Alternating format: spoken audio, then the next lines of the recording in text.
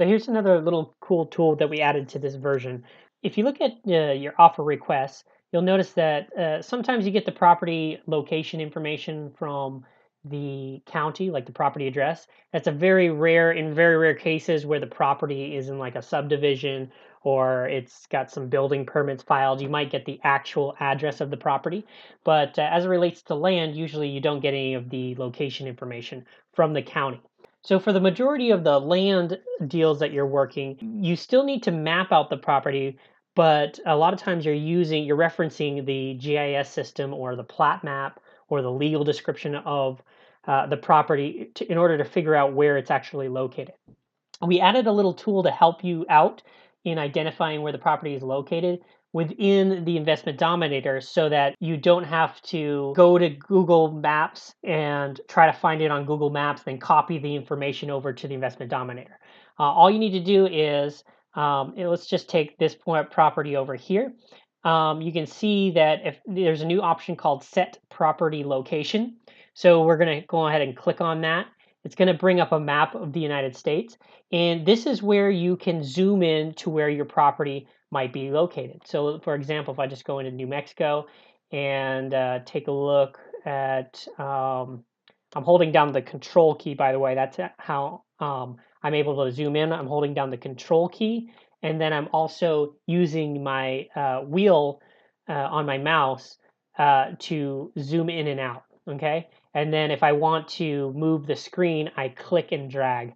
And so you're able to navigate. And let's just say that your property, let's go down here somewhere, is one of these lots. You'll notice as you go in there, you can see the outlines of the lots. So, like for example, if the county gives you maybe the road it's on, and they might give you like the block number of the road, then you might be able to find this intersection, and therefore you can find your property by looking, referencing it from either the GIS system or referencing it from the plat map. You can just count how many lots over your property is, and you can do that. Now, if, for example, you know your property is this one, what you can do is just click on it, and it adds a little pin, okay?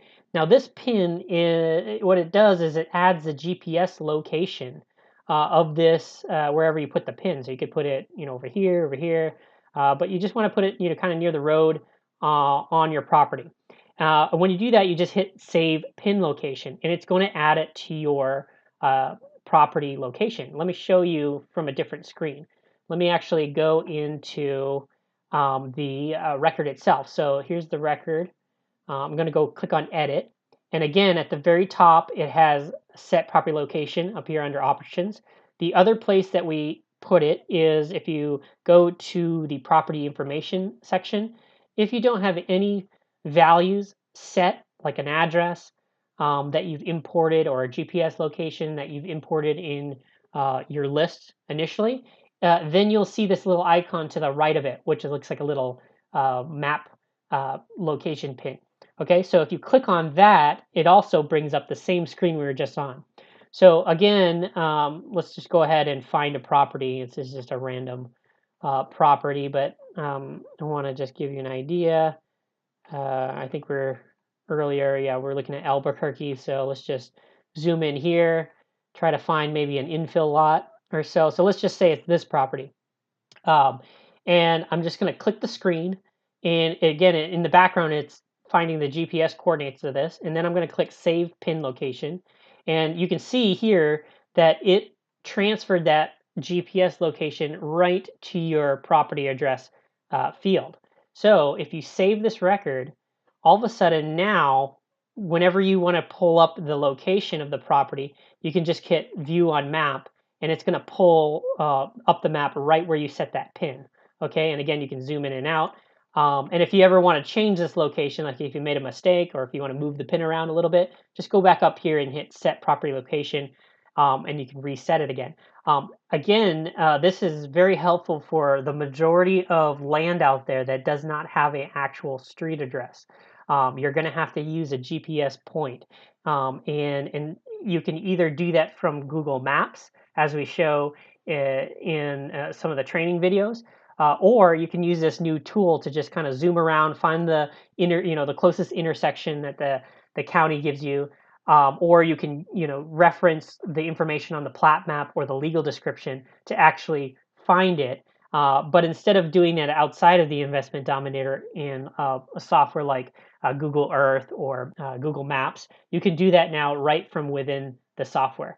The other thing I want to show you is, even though we keep the set property location option up here at the top, once you set the address or GPS coordinate, then under the property information tab, you'll notice that that pin icon will disappear.